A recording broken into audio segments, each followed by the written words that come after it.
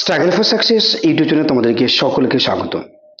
তো বন্ধুরা, আজ আবার আমি তোমাদের সামনে মাদ্রাসা সার্ভিস কমিশন গ্রুপ ডি এর ইন্টারভিউয়ের প্রস্তুতি পর্ব নিয়ে আজকে আমরা আবার হাজির হয়েছি। আজকে আমাদের এই পর্ব হচ্ছে চতুর্থ পর্ব এবং এই পর্বে যেটা আমরা আলোচনা করতে চলেছি সেটা ভারত পরিচিতি, অর্থাৎ ভারতবর্ষ সম্পর্কে যে সমস্ত ইম্পর্টেন্ট খুবই কমন জিকে পরীক্ষার জন্য অর্থাৎ ইন্টারভিউর জন্য ইম্পর্টেন্ট যেগুলো ধরা হবেই সেই সমস্ত প্রশ্ন এবং তার উত্তর নিয়ে আলোচনা করব। ওদের বন্ধুরা ভিডিওটি স্কিপ করবে না, পরপর দেখবে এবং এখানে অনেক কোশ্চেন আলোচনা হবে। আজকে আমরা একটা পর্বে না করে এটা তিনটে পর্বে কিন্তু আলোচনা করব। ওকে, তো চলো প্রথম পর্বে যে সমস্ত প্রশ্নগুলো আলোচনা করব সেগুলো দেখে নিই। যে দেখো, যে প্রথম যেটা রয়েছে যে ভারতের আয়তন কত? 32,87,263 বর্গ কিলোমিটার। ভারতের উত্তর এবং দক্ষিণে বিস্তার হচ্ছে 3,214 কিলোমিটার। ভারতের পূর্ব পশ্চিমে বিস্তার হয়েছে 2,933 কিলোমিটার। আয়তন অনুসারে ভারতের স্থান, অর্থাৎ আয়তন অনুসারে ভারতের পৃথিবীতে স্থান হচ্ছে সপ্তমতম এবং পৃথিবীতে প্রথম আয়তন দিক থেকে স্থান রয়েছে রাশিয়া। ওকে, এবার আমরা পঞ্চম যে প্রশ্নটা রয়েছে সেটা দেখব যে ভারত জনসংখ্যা বিস্তার বা জনসংখ্যা অনুসারে পৃথিবীতে দ্বিতীয় স্থান অধিকার করে আছে। প্রথমে রয়েছে চীন, ওকে, আর দ্বিতীয় হচ্ছে আমাদের ইন্ডিয়া। ভারতের অক্ষাংশ কত? 8 ডিগ্রি 4 মিনিট থেকে 37 ডিগ্রি 6 মিনিট উত্তর। দ্রাঘিমাংশ হচ্ছে 68 ডিগ্রি 7 মিনিট থেকে 97 ডিগ্রি 25 মিনিট পূর্ব দ্রাঘিমা। সব থেকে বেশি ইম্পর্টেন্ট যে কোয়েশ্চেনটি নিয়ে আলোচনা করবো, দেখো যে ভারতের উত্তরতম বিন্দুর নাম কি? সেটা হচ্ছে ইন্দিরা কল, যেটা লাদাখে অবস্থিত। ওকে, পাক অধিকৃত কাশ্মীর সহ ঝিলিক পাস, গিলগিট বালতিস্তান এই লাদাখে অবস্থিত রয়েছে। আর ভারতের দক্ষিণতম বিন্দুর নাম হচ্ছে ইন্দিরা পয়েন্ট, যেটা আন্দামান ও নিকোবর দ্বীপপুঞ্জে অবস্থিত। 10 নম্বর যেটা আমরা আলোচনা করবো যে ভারতের পশ্চিমতম বিন্দু সেটা হচ্ছে তোমার গুহারমতি, যেটা গুজরাটে অবস্থিত। আর 11তম প্রশ্ন যেটা রয়েছে ভারতের পূর্বতম বিন্দু সেটা যে কিবিথু, যেটা অবস্থিত রয়েছে অরুণাচল প্রদেশে। 12 নম্বর প্রশ্ন হচ্ছে ভারতের মূল ভূখণ্ডের দক্ষিণতম বিন্দু হচ্ছে কন্যাকুমারিকা, ঠিক আছে, সেটা হচ্ছে তোমার তামিলনাড়ুতে অবস্থিত। 13 নম্বর প্রশ্ন খুবই ইম্পর্টেন্ট প্রশ্ন, দেখো যে ভারতের প্রমাণ দ্রাঘিমা রেখা হচ্ছে 82 ডিগ্রি 30 মিনিট পূর্ব হিসাবে ভারতের এই দ্রাঘিমাকে ধরা হয়।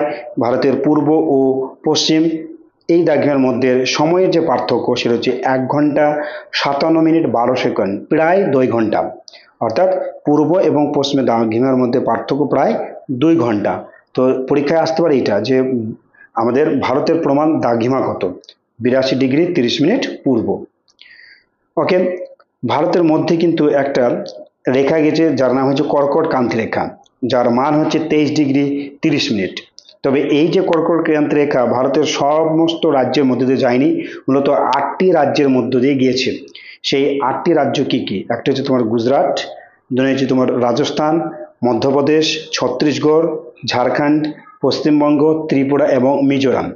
এই পশ্চিমবঙ্গের মধ্যে কোন কোন জেলার মধ্যে গিয়েছে সেটাও আমরা পশ্চিমবঙ্গ পরিচিতি পার্ট 1-এ কিন্তু আমরা আলোচনা করে দিয়েছি। যদি কেউ না দেখে থাকো অবশ্যই ওই ভিডিওগুলি দেখার জন্য আমাদের ডেসক্রিপশন বক্সে লিঙ্ক দেওয়া আছে, সেখান থেকে তোমরা অবশ্যই দেখে নেবে।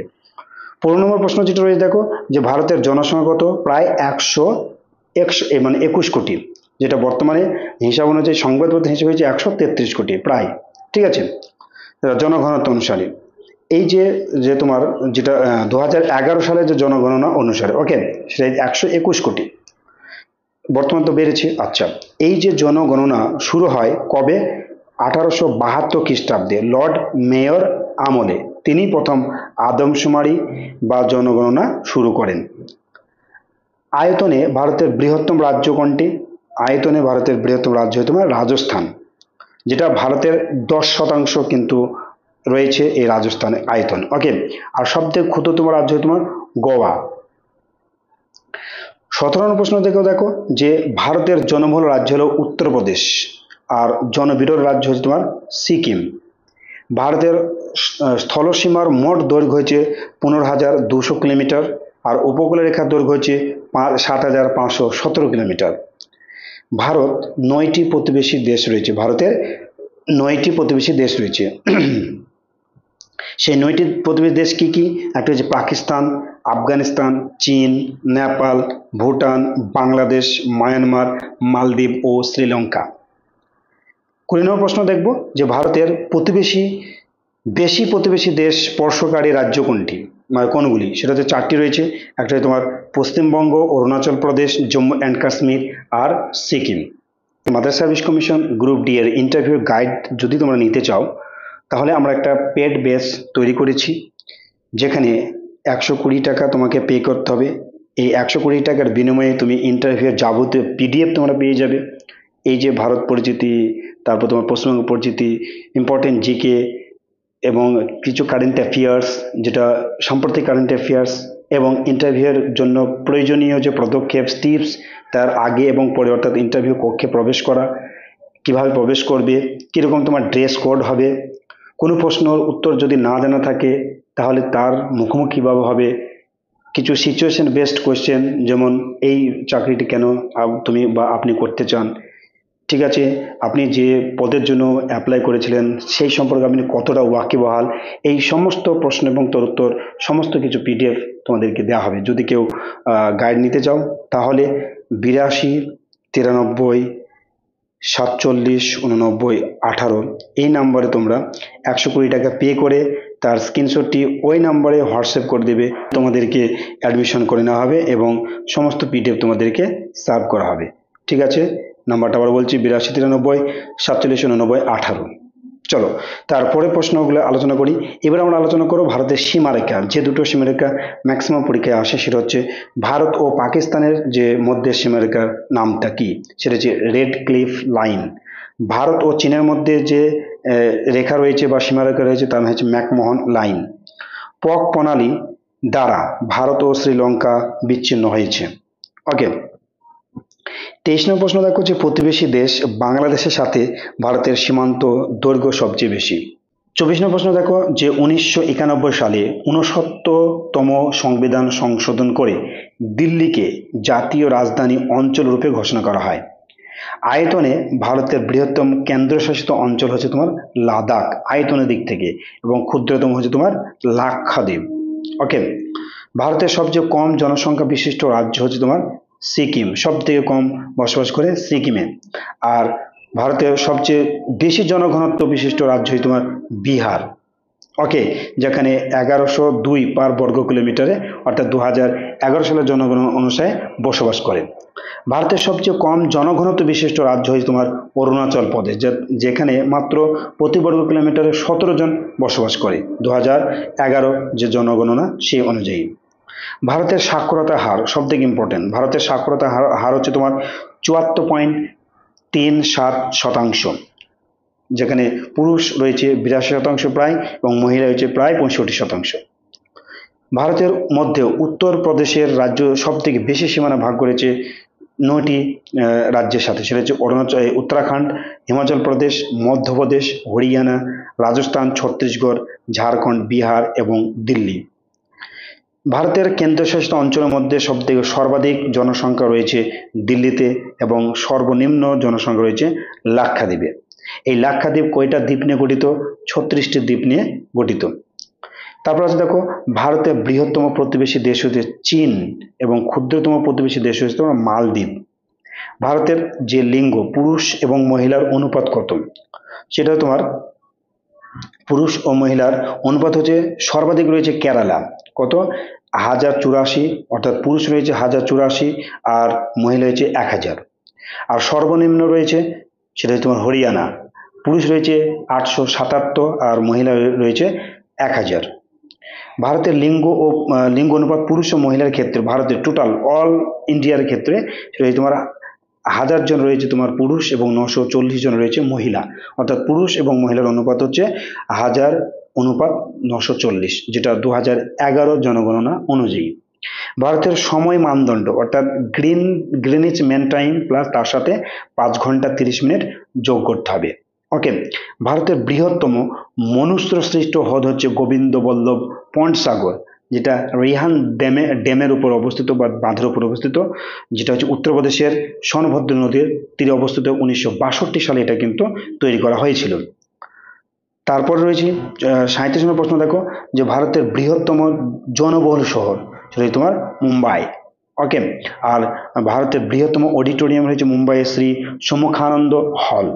ভারতের বৃহত্তম বন্দর রয়েছে মুম্বাইয়ের জওহরলাল নেহরু, যেটা নবসেবা নামে পরিচিত। ভারতের প্রাচীন দীর্ঘতম সড়ক পথ অর্থাৎ রোড হচ্ছে গ্র্যান্ড ট্রাঙ্ক রোড, যার দৈর্ঘ্য হচ্ছে 3670 কিলোমিটার। ভারতের বৃহত্তম নদী সেতু সেটা হচ্ছে মহাত্মা গান্ধী সেতু, পাটনায় অবস্থিত, যার দৈর্ঘ্য হচ্ছে 5750 মিটার, যেটা তৈরি হয়েছিল 1982 সালে। সাম্প্রতিক তথ্য অনুসারে অর্থাৎ 17 সালের তথ্য অনুসারে ভারতের দীর্ঘতম নদী সেতু হচ্ছে ভূপেন হাজারিকা সেতু, যেটা লোহিত নদীর তীরে অবস্থিত, যার দূরত্ব রয়েছে 9.15 কিলোমিটার, 26/5/2017 অনুযায়ী। ওকে। ভারতের বৃহত্তম পশু মেলা কোথায় হয়? বিহারে। ভারতের বৃহত্তম গম্বুজ হচ্ছে কর্ণাটকের বিজাপুরের গোল গম্বুজ। ভারতের বৃহত্তম জাদুঘর যেটা হচ্ছে পশ্চিমবঙ্গের ভারতীয় জাদুঘর, যেটা কলকাতায় অবস্থিত। ভারতের বৃহত্তম ক্যান্টিলিভার স্পেন ব্রিজ অর্থাৎ ঝুলন্ত সেতু হচ্ছে পশ্চিমবঙ্গের হাওড়া সেতু বা হাওড়া ব্রিজ, যেটা রবীন্দ্র সেতু নামে পরিচিত। আচ্ছা, এই ক্ষেত্রে আমাদের একটা প্রশ্ন হতে পারে যে এই ধরনের সব প্রশ্ন কি আসবে? এইটা সব ধরনের মানে এই যে প্রশ্নগুলো আলোচনা করছে সবটাই আসবে না। যেগুলো ইম্পর্টেন্ট সেটা ভালোভাবে তোমরা বুঝতে পারছো। যেরকম এরকম যে ভারতের, যেটা পশ্চিমবঙ্গে অবস্থিত, ভারতের বৃহত্তম ক্যান্টিলিভার স্পিন ব্রিজ বা ঝুলন্ত সেতুর নাম কি? পশ্চিমবঙ্গের যে হাওড়া ব্রিজ, এই হাওড়া ব্রিজের আরেক নাম কি? রবীন্দ্র সেতু। এরকম ভাবে প্রশ্ন আসতে পারে। ঠিক আছে। ভারতের বৃহত্তম চিড়িয়াখানা কোথায় অবস্থিত? পশ্চিমবঙ্গের জুলজিক্যাল গার্ডেন, যেটা কলকাতা চিড়িয়াখানা, যেটা আলিপুর অবস্থিত, তাই না? ভারতের বৃহত্তম বদ্বীপ সেটা হচ্ছে পশ্চিমবঙ্গের সুন্দর বদ্বীপ। যে মাত্র এটা বলে দিল যে সুন্দরবন কিসের জন্য বিখ্যাত? Royal Bengal tiger. সুন্দরবন আর কিসের জন্য বিখ্যাত? এখানে প্রচুর পরিমাণে ম্যানগ্রোভ উদ্ভিদ দেখা যায়। এই যখন বলবে ম্যানগ্রোভ উদ্ভিদ তখন বলবে যে ম্যানগ্রোভ উদ্ভিদের যে শ্বাসমূল এবং ঠ্যাসমূল সম্পর্কে তুমি কি জানো? ম্যানগ্রোভ উদ্ভিদের দুটি বৈশিষ্ট্য লিখো। এই প্রশ্ন কিন্তু এই বিভিন্ন একটা টপিক থেকে কিন্তু বিভিন্ন ধরনের প্রশ্ন হতে পারে। ঠিক আছে, তো এইগুলো আমাদেরকে অবশ্যই জেনে যেতে হবে। আচ্ছা, ভারতের বৃহত্তম গ্রন্থাগার অর্থাৎ লাইব্রেরি, যেটা কলকাতা ন্যাশনাল লাইব্রেরি। ভারতের বৃহত্তম প্লেটোনিয়াম বা তারামণ্ডল সেটা কোথায় অবস্থিত? কলকাতার বিড়লা প্লেটোনিয়াম। ঠিক আছে, যেটা এশিয়ার প্রথম, বিশ্বের দ্বিতীয়। এগুলো অবশ্যই আমাদেরকে একটু জানতেই হবে। ভারতের বৃহত্তম জলাধার বা ট্যাঙ্ক সেটা হচ্ছে পশ্চিমবঙ্গের টালা ট্যাঙ্ক। ভারতের বৃহত্তম উদ্ভিদ উদ্যান সেটা কোথায় অবস্থিত? এই পশ্চিমবঙ্গে। এটা হচ্ছে পশ্চিমবঙ্গের শিবপুর বটানিক্যাল গার্ডেন, হাওড়ায় যেটা অবস্থিত, শিবপুরে হাওড়া। ওকে, বটানিক্যাল গার্ডেন 109 হেক্টর জমিতে কিন্তু এটা রয়েছে। ভারতের বৃহত্তম রেল স্টেশন কোথায়? সেটাই ভারতের আমাদের পশ্চিমবঙ্গের হাওড়া স্টেশনে, যেখানে প্রায় 23টি প্ল্যাটফর্ম রয়েছে। ভারতের বৃহত্তম ক্রীড়াঙ্গন স্টেডিয়াম কলকাতার যুব ভারতীয় ক্রীড়াঙ্গন স্টেডিয়াম। আর ভারতের বৃহত্তম মেলা কুম্ভ মেলা, যেটা এলাহাবাদে হয়, কুম্ভ মেলা। আর আমাদের ভারতের মধ্যে যেটা মেলা সব থেকে আমাদের পশ্চিমবঙ্গের সেটা কি? সাগর মেলা সব থেকে বড় মেলা। ওকে। ভারতের বৃহত্তম হোটেল, এটা আমাদের দরকার নাই। ভারতের বৃহত্তম স্তূপ সাঁচি স্তূপ, যেটা মধ্যপ্রদেশে অবস্থিত। আর উচ্চতম স্তম্ভ ভারতে সেটা হচ্ছে কুতুব মিনার, নিউ দিল্লি তো অবস্থিত। ভারতের বৃহত্তম পোস্ট অফিস মুম্বাই জিপিও। ভারতের বৃহত্তম cricket stadium Sardar Vallabhbhai Patel stadium, মতেরা stadium নামে পরিচিত, এটা আহমেদাবাদ গুজরাটে 2020 সালে যেটা প্রতিষ্ঠিত হয়েছে। ভারতের বৃহত্তম বাঁধ হীরাকুদ বাঁধ, উড়িষ্যার হীরাকুদ বাঁধ। ভারতের বৃহত্তম মরুভূমি রাজস্থানের থর মরুভূমি। এগুলো আমরা সবাই জানি, খুবই কমন জিকে, কিন্তু পরীক্ষার অর্থাৎ ইন্টারভিউ দেওয়ার আগে যদি এগুলো একটু না জেনে যায়, জানা জিনিস কিন্তু সেই জায়গায় ভুল হয়ে যায়। আর ইন্টারভিউ জিনিসটা এমন একটা জায়গা, সেখানে কিন্তু তোমার জ্ঞানটা কিন্তু ওরা দেখবে না। জ্ঞানটা পরখ করার জায়গা নয়। জ্ঞান পরখ করা তোমার পরীক্ষাতে হয়ে গেছে। তোমার পার্সোনালিটি টেস্ট, তুমি কিভাবে নিজেকে উপস্থাপন করছো, সেটাই কিন্তু ওখানে পরীক্ষা করবে। তুমি কতটা জ্ঞানী সেটা কিন্তু ওখানে প্রকাশ পাবে না। তাই বলে একদম কিছু জানি না এটাও তো প্রকাশ করা যাবে না, তাহলে ওখানেই শেষ। ওকে। এবার ভারতের ক্ষুদ্রতম জেলা সেটা হচ্ছে পুদুচেরি মাহে, যেটা 9 বর্গ কিলোমিটার এলাকা জুড়ে রয়েছে। ভারতের দীর্ঘতম রেলওয়ে প্ল্যাটফর্ম সেটা হচ্ছে গোরক্ষপুর, উত্তরপ্রদেশে অবস্থিত, যার দৈর্ঘ্য হচ্ছে 1366 মিটার। এটি বিশ্বের দীর্ঘতম রেলওয়ে প্ল্যাটফর্ম। ভারতের দীর্ঘতম সুড়ঙ্গ টানেল জম্মু কাশ্মীরের জাওহরের সুড়ঙ্গ জাওহর টানেল, প্রায় 2.5 কিলোমিটার। ওকে। বর্তমানে ভারতের 28টি রাজ্য এবং 8টি কেন্দ্রশাসিত অঞ্চল, কিন্তু ঠিক আছে, 28টা এবং 8টি কেন্দ্রশাসিত অঞ্চল। আর কেন্দ্রীয় রাজধানী আমরা সবাই জানি দিল্লি। এবার রাজ্য, তার জেলা, তার সংখ্যা এবং তার রাজধানী নাম। তো জেলা সংখ্যা না হলেও অসুবিধা নাই, কিন্তু রাজ্য এবং তার জেলাটা অবশ্যই জানতে হবে। যেমন অন্ধ্রপ্রদেশ অমরাবতী, এর রাজধানী নাম হচ্ছে অমরাবতী। অরুণাচল রাজধানী হচ্ছে ইটানগর। আসামের হচ্ছে দিসপুর। উত্তরপ্রদেশের লখনৌ। উত্তরাখণ্ড দেরাদুন। উড়িষ্যার ভুবনেশ্বর। কর্ণাটকের বেঙ্গালুরু। কেরালা ত্রিবন্তপুরম। গুজরাটের গান্ধীনগর। গোয়া পানাজি। ছত্তিশগড়ের নয়া রায়পুর। ঝাড়খণ্ড রাঁচি। তামিলনাড়ু চেন্নাই। তেলেঙ্গানা হায়দ্রাবাদ। তারপর ত্রিপুরা হচ্ছে আগরতলা। নাগাল্যান্ড কোহিমা। পশ্চিমবঙ্গ কলকাতা। পাঞ্জাব চণ্ডীগড়। ওকে। বিহারের রাজধানী হচ্ছে পাটনা। মণিপুরের ইম্ফল। তারপর রয়েছে দেখো মধ্যপ্রদেশের ভোপাল। মহারাষ্ট্রের মুম্বাই। মিজোরাম আইজল। আর মেঘালয় হচ্ছে শিলং। হরিয়ানা চণ্ডীগড়। হিমাচল প্রদেশ সিমলা বা ধর্মশালা। আর হচ্ছে রাজস্থানের জয়পুর, সিকিম গ্যাংটক। ওকে। কেন্দ্রশাসিত অঞ্চলের মধ্যে রাষ্ট্রপতি দ্বারা নিযুক্ত হয়ে থাকে। আমরা সবাই জানি যে কেন্দ্রশাসিত অঞ্চল রাষ্ট্রপতি দ্বারা নিযুক্ত থাকে, সেখানে একজন প্রশাসক ও একজন লেফটেন্যান্ট গভর্নর থাকেন। আর দিল্লি হচ্ছে কেন্দ্রশাসিত অঞ্চল, আর তার রাজধানী দিল্লি। জম্মু অ্যান্ড কাশ্মীর জম্মু, এখানে দুটো কিন্তু রাজধানী হচ্ছে, একটা হচ্ছে জম্মু যেটা শীতের সময় রাজধানী জম্মু, আর শ্রীনগর হচ্ছে তোমার গ্রীষ্মকালে। ঠিক আছে। তারপর লাদাখের রাজধানী লে বা কার্গিল। আর আন্দামান নিকোবর দ্বীপপুঞ্জের পোর্ট ব্লেয়ার আর নিকোবর দ্বীপপুঞ্জ। ওকে। চণ্ডীগড় হচ্ছে চণ্ডীগড়।